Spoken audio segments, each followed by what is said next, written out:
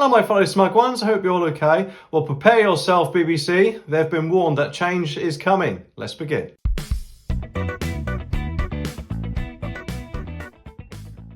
Okay, as many of you will know, I don't actually have a dedicated upload schedule, so the best way to see my videos, as soon as I put them online, is by clicking that subscribe button and notification bell. Okay, this story is from The Express, and it says, BBC bosses warned change is coming, as Daniel Hannan makes stirring licence fee speech. And he's not the first person to signal that either. A few days ago, an MP actually has said he ripped up his TV licence as he's refusing to give him another penny. Something which a lot of us are also refusing to do, including me.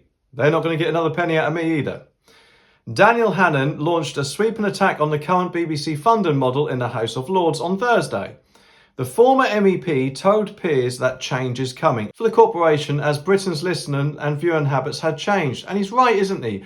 Gone are the days when there's just channels 1 to 5 and a few Sky TV channels. We've now got streaming services, left, right and centre, and it's inconceivable in this day and age, in my opinion, why we should have to pay a single company if we want to watch other TV channels live. It's just bonkers. He added that the broadcaster should not fear reforms to the TV licence fee system and argued that switching to a subscription-based model would still allow for gems such as David Attenborough's nature programmes to be produced.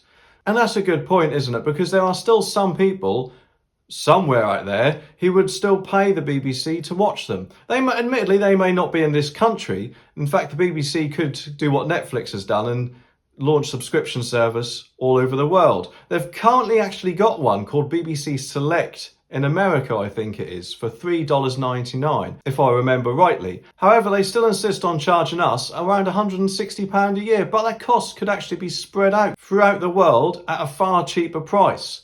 And in fact, it might actually benefit them in the long run. Although admittedly not at first, because I'm guessing quite a high percentage in the UK will probably cancel their TV licences straight away, wouldn't they? Anyway, Mr. Hannan told peers, I can't have total impartiality in any broadcast, in any newspaper. One person's idea of impartiality would be another person's idea of tenaciousness. And to be honest, I don't think that's really true. You can be impartial, you just have to treat both sides of the argument the same and question them the same as well. Although yes, there are papers and TV channels which do have their own biases. But because the BBC is funded by the public, it cannot really be seen to be biased in any way at all, and neither should it be. The reality is, my lords, that as your viewing and listening habits shift, even within the corporation, people are realising that change is coming. So that's a really good thing that the BBC is starting to realise it, isn't it? Hopefully that streaming service they launched, I mentioned earlier, is some sort of test streaming service to see how subscriptions would go. And hopefully it would be quicker for them to roll out if they went for that option. I personally think they should go for the advertising route, because then it would be companies funding them, wouldn't it, rather than us, the public. I think we've paid enough over the years, and I can't see why we should continue to keep funding them. And I don't think the BBC has much to fear from change. We are creatures of habit. There is such a thing as first mover advantage. Well, I think the BBC is quite a long way behind Netflix and Amazon, aren't they, with the subscription viewing.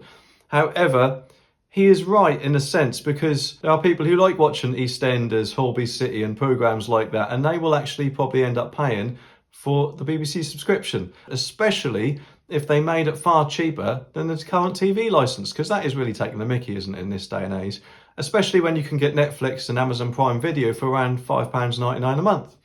He added, 30 years after the privatisation of telecoms, BT was still far the largest producer of landlines, with over 40% of the market. And yes, that is a very good statistic actually, isn't it? And something the BBC cannot actually argue with. The idea that if the BBC moved to a subscription-only system, that people would suddenly give up watching Strictly or EastEnders or whatever programme they enjoy, I just don't think takes account of human nature. And that's something I was saying a little bit earlier, wasn't it?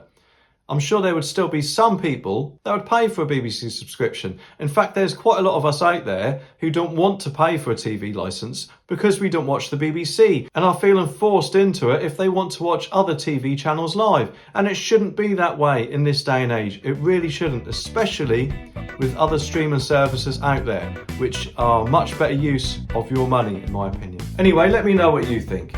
Here are some of my other videos for you to watch next.